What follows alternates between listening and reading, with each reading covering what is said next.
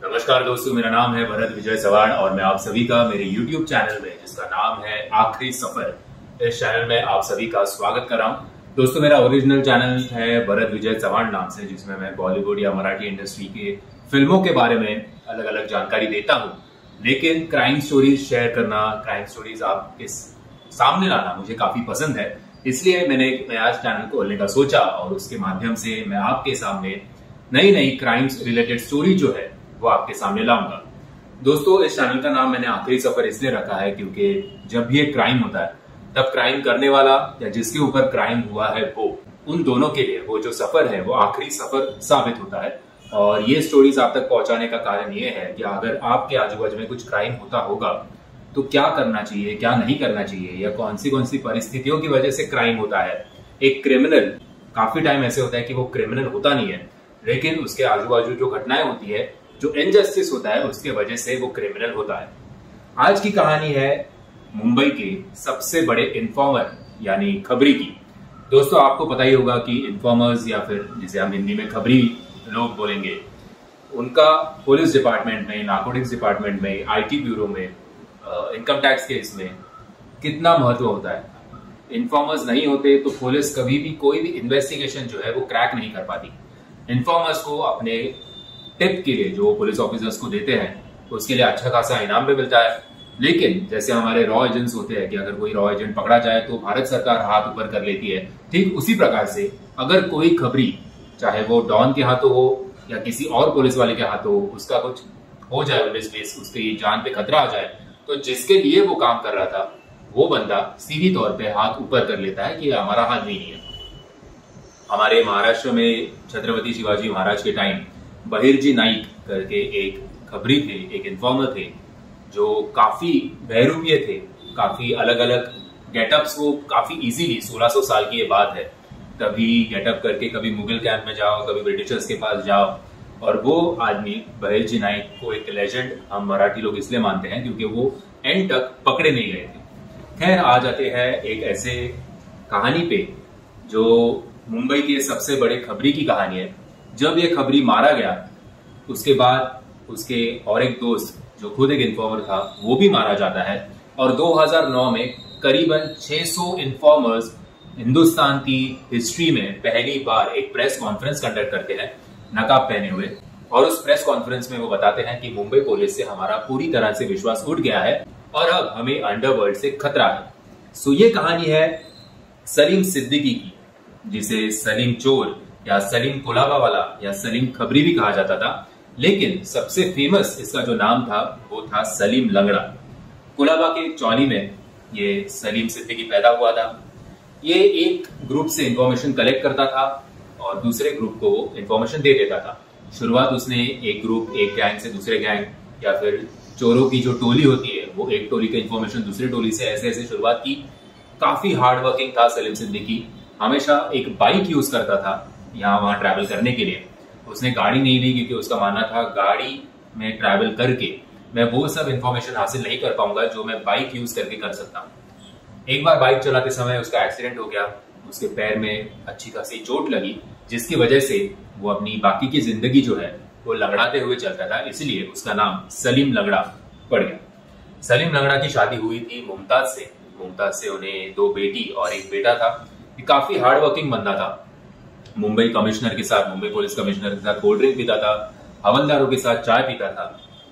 और जो इसकी शुरुआत की, पहले एक ग्रुप से दूसरे ग्रुप को इन्फॉर्मेशन दो, फिर एक गैंग से दूसरे गैंग को, फिर चोरों की टोली से दूसरे चोरों की टोली तक, ऐसे करते करते इसका प्रमोशन हो गया। या आहिस्ते आहिस्ते पुलिस का इन्फॉर्मर बन गया, फिर ड्रग्स का, मतलब नार्कोटिक्स का, कस्टम वालों का, इनकम टैक्स वालों का, हर एक लोगों का, हर एक डिपार्टमेंट के बड़े बड़े ऑफिसर्स का ये one of the favourite informers था। कहते हैं कि मुंबई के समंदर के बारे में जितना इसको जानकारी थी उतना किसी और को नहीं थी, ना नेवी को, ना खुद पुलिस के अलग अलग ऑफिशियल्स को। जो भी ऑफिसर मुंबई ट्रांसफर होकर आता था, हर एक ऑफिसर मुंबई पुलिस का कभी ना कभी जाके सलीम लंगड़ा को मिलता था और उससे मुंबई में होने वाली हालचाल को जानता था। क्योंकि ये 80 और 90 साल की बात थी, यहाँ पे गैंग वॉर तभी बहुत होते थे मुंबई में। और मुंबई पुलिस का एक तभी मोटिव ये भी था कि आहिस्ते आहिस्ते ये सारी की सारी गैंग्स को खत्म करना है। कहते हैं कि एक बार नारकोटिक डिपार्टमेंट को सलीम लंगड़ा ने एक टिप दी और उस टिप के बदले में नारकोटिक्स डिपार्टमेंट ने उसे 18 लाख रुपए नगद दिए। अभी 18 लाख रुपए सलीम सिद्दीकी जो है वो बैंक में डिपॉजिट करने के लिए चला गया। उसका ओवरऑल ग्रुप देख के बैंक के मैनेजर को लगा कि इस बंदे के पास तो इतना पैसा आ नहीं सकता, इसने पक्का किधर से तो ये चुराया है। तो इसलिए बैंक के मैनेजर ने पुलिस को कंप्लेंट की। पुलिस आए, पुलिस ने इसको अरेस्ट किया। सुबह को इसको अरेस्ट किया था। दिन भर इसकी जानकारी हासिल करने की कोशिश की कि इसको ये 18 लाख रुपए कहां से मिले। सलीम सिद्दीकी ने अपना मुंह एक भी बार नहीं खोला। सुबह से रात हो गई, उसके बीवी को लाया गया पुलिस स्टेशन में। बीवी के जरिए कुछ ये अपना मुंह खोलता है क्या वो देखा गया। थोड़ा बीवी और फैमिली को टॉर्चर भी किया गया। 18 लाख रुपए अभी देखो मिलेंगे नहीं, ऐसा भी कहा गया, हम लोग ही रख लेंगे। फिर भी सलीम ने अपना मुंह नहीं खोला। कोइंसिडेंटली उस रात कस्टम के एडिशनल कमिश्नर जिनका नाम था दयाशंकर, वो उस पुलिस चौकी में आए। पुलिस चौकी में आते ही उन्हें पता चला कि किसी की पूछताछ हो रही है। 18 लाख रुपए इस बंदे के पास आए कैसे उसके लिए। तो दयाशंकर जो है वो गए, किसकी पूछताछ हो रही है वो देखा। दयाशंकर का इन्फॉर्मर था सलीम लंगड़ा को। तो दयाशंकर ने खुद का पोजीशन का यूज करते हुए सलीम लंगड़ा को वहां से निकाल दिया और पुलिस वालों को बोला कि ये हमारा ही आदमी है और हम ही से इसको ये 18 लाख रुपए मिले। दयाशंकर को इस बात का काफी शौक लगा था कि दिन भर करीबन 15-16 घंटे इस आदमी की पुलिस पूछताछ कर रहे हैं और पुलिस किस तरह से इन्वेस्टिगेट करती है ये आपको तो पता ही होगा। उसके बावजूद सलीम ने एक बार भी ऐसी नहीं बोला कि ये मेरे को नारकोटिक डिपार्टमेंट से पैसा मिला है, जाके पूछ लो। अगर वो वैसे बोल देता था तो वो तो छूट जाता था, लेकिन वो किस किस के लिए काम कर रहा है वो पुलिस वाले को पता चलता था। तो दयाशंकर को ये बात काफी अच्छी लगी कि इसने बिल्कुल भी मुंह नहीं खोला। तो दयाशंकर ने उसको कारण पूछा कि तूने बताया कि नहीं पुलिस को। तो सलीम लंगड़ा बोलता है, साहब जो असली खबरी होता है ना वो अपना सीक्रेट किसी को बताता नहीं। इस लाइन से दयाशंकर काफी खुश हुए। ये लाइन हमें बॉलीवुड के, इस प्रकार की लाइन हमें बॉलीवुड के हर एक मूवीज में देखने मिलती है, लेकिन रियल लाइफ में सलीम लंगड़ा ने ये डायलॉग कस्टम के एडिशनल कमिश्नर दयाशंकर जी को मारा था। एक टाइम ऐसे आया था कि मुंबई के सारे journalist, police officers, custom, narcotics, ये सारे के सारे सलीम सिद्दीकी पे कुछ ज्यादा ही निर्भर हो गए थे और सलीम सिद्दीकी ने इन सभी डिपार्टमेंट से काफी पैसा कमाया।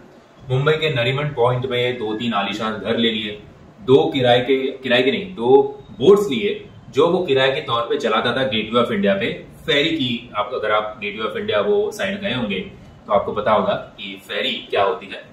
तो 2 बोट्स और 2-3 नरीमन पॉइंट जैसे आलीशान एरिया में घर। एक बार 2007 की बात है जब डी कंपनी का एक ऑयल माफिया ने सलीम सिद्दीकी को कांटेक्ट किया। सलीम सिद्दीकी को बताया कि हमें समुंदर की ओर से काफी सारा माल स्मगल करना है, तो हमारे 2 बंदे आएंगे, उनके रुकने का इंतजाम कीजिए।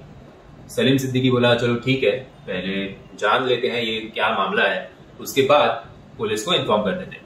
तो मुंबई के एक 5 स्टार होटल में सलीम सिद्दीकी ने उनके रहने का बंदोबस्त किया। कुछ दिन तो वो 5 स्टार होटल में रहे, लेकिन वो 2 बंदे उन्होंने सलीम लंगड़ा को कहा कि हमें एक भाड़े का घर दे दो। तो सलीम लंगड़ा के बीवी के नाम पे नरीमन पॉइंट में जो घर था वो दे दिया। कुछ दिन बीत गए। कुछ दिनों के बाद सलीम लंगड़ा को उनके बिहेवियर पे थोड़ा डाउट लगने लगा।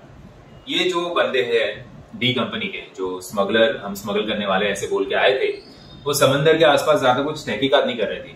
वो पूरा दिन अमेरिकन कॉन्सुलेट जो था उस एरिया में, वहां के चक्कर काटते थे, वहां का एरिया देखते थे और रात को लैपटॉप पे बैठ के मेल करते थे किसी को। ये सब बातें सलीम लंगड़ा को हजम नहीं हो रही थी कि स्मगलर्स इतना रेकी और खास करके समुंदर से दूर करेंगे ही नहीं। समुंदर के बारे में ये बंदे तो कुछ पूछ नहीं रहे। फिर भी उसने एक निश्चय किया कि चलो इनका थोड़ा भरोसा जीत लेते हैं और इनके मन में इनका आखिर इरादा क्या है वो जान लेते हैं। थोड़ा भरोसा जीतने के बाद उन 2 बंदों ने उनकी नियत जो है वो किस काम के लिए यहाँ पे आए थे, उनका मिशन क्या है, सारी की सारी सच्चाई सलीम लंगड़ा को बता दी। उन्होंने सलीम लंगड़ा को कहा कि हमें अमेरिकन कॉन्सुलेट में बॉम्ब फोड़ना है और उसके लिए आरडीएक्स जो है वो हमें बोट से लाना है पाकिस्तान से, और बोट हम जो यूज करेंगे वो तुम्हारे जो 2 बोट्स है उसमें हम आरडीएक्स यहां तक लाएंगे और हम अमेरिकन कॉन्सुलेट फोड़ देंगे। ये सुन के सलीम लंगड़ा के पैरों तले जमीन खिसक गई। काफी शौक में था काफी डर गया था कि अगर मैं मुंबई पुलिस का भरोसा मेरे ऊपर से उड़ गया तो ये तो मुझे मार डालेंगे। उसने ये सारी की सारी बातें अपनी बीवी मुमताज को बताई। मुमताज ने उसे सलाह दी कि आप एक काम कीजिए, आप जाके मुंबई पुलिस को सारी की सारी सच्चाई बता दीजिए। अपनी बीवी के कहने पर सलीम मुंबई पुलिस के पास गया। मुंबई पुलिस ने कहा कि अभी जो रूटीन है वो वैसे ही चलने दो, हम उन्हें रंगे हाथ पकड़ना चाहते हैं। अभी मुंबई पुलिस तो कुछ एक्शन ले नहीं रही थी, तो उन्होंने जो कहा उतना करना सलीम लंगड़ा को जरूरी था। एक दिन अचानक सलीम लंगड़ा को यह बात मालूम पड़ी कि मुंबई पुलिस ने उन 2 बंदों को अरेस्ट किया है और काफी इमरजेंसी में उन्हें इंडोनेशिया डिपोर्ट कर दिया। तो ये बात कुछ सलीम लंगड़ा को हजम नहीं हुई कि एक तो इतने घाईगढ़, इतने जल्दबाजी में अरेस्ट क्यों किया, और अगर अरेस्ट किया तो इंक्वायरी बिना किसी इन्वेस्टिगेशन के उन्हें इंडोनेशिया डिपोर्ट क्यों किया। तो सलीम लंगड़ा को तो समझा कि अभी उसकी जान को अंडरवर्ल्ड से काफी खतरा है, क्योंकि डी कंपनी तो अभी हाथ धो के उसके पीछे पड़ जाएगी और कोई तो मुंबई पुलिस में से ही करप्ट ऑफिसर है जिसने ये काम किया है। 8 सितंबर 2007 की ये बात है। सलीम लंगड़ा अपनी बीवी के साथ अपने बाइक पे था। तभी एक दारूखाना नाम की एक जगह है मुंबई में, वहां पे एक ट्रक ने इन दोनों को कुचल दिया। पुलिस ने इसका भी इन्वेस्टिगेशन जो है वो अच्छी नीयत से नहीं किया, ईमानदारी से नहीं किया और काफी जल्दबाजी में इस इंसिडेंट को एक्सीडेंट में घोषित कर दिया। इस ट्रक का ड्राइवर था मोहम्मद अंसारी का भी स्टेटमेंट ले लिया और एक्सीडेंट है करके केस को निपटा दिया। लेकिन तभी वहां पे एक विटनेस मौजूद था जो उसी दिन सुबह ये घटना हुई, उसी दिन रात को उसे आउट ऑफ इंडिया जाना था। उसने घड़ी हुई घटना के बारे में इंक्वायरी की तो उसे पता चला कि इसे तो एक्सीडेंट घोषित कर दिया गया। तो वो बंदा वापस इंडिया आया और उसने मुंबई पुलिस को स्टेटमेंट दिया कि जब ये हुआ तब मैं वहां पे मौजूद था और मैंने जिस प्रकार से वो ट्रक को बैन करते हुए देखा इन दोनों के बाइक के ऊपर, मैं ये साफ तौर पे कह सकता हूं कि ये एक्सीडेंट नहीं था, ये मर्डर था।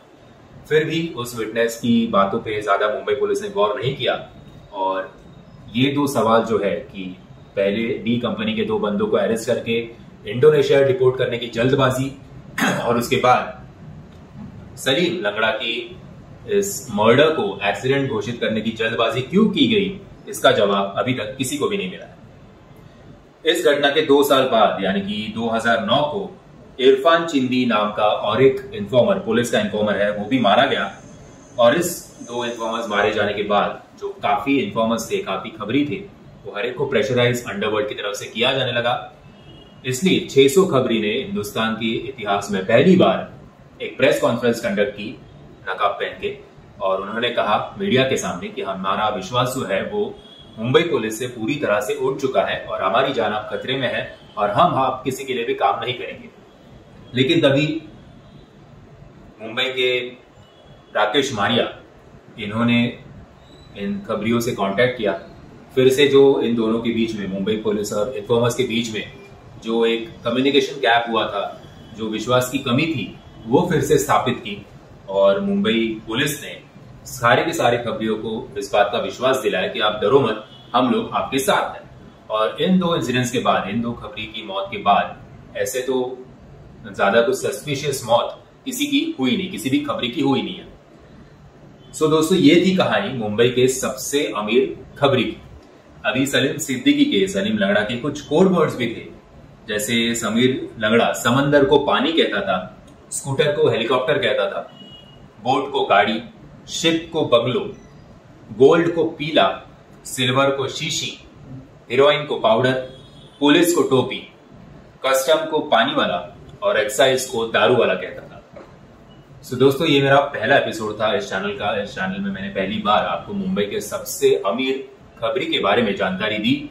मैं आशा करता हूं आपको मेरा ये जो नरेशन है वो अच्छा लगा होगा। अगर अच्छा लगा होगा तो याद से इस वीडियो को लाइक, शेयर और चैनल को सब्सक्राइब करना मत भूलना। मिलते हैं कल किसी नए कहानी के साथ। तब तक जय हिंद, जय महाराष्ट्र।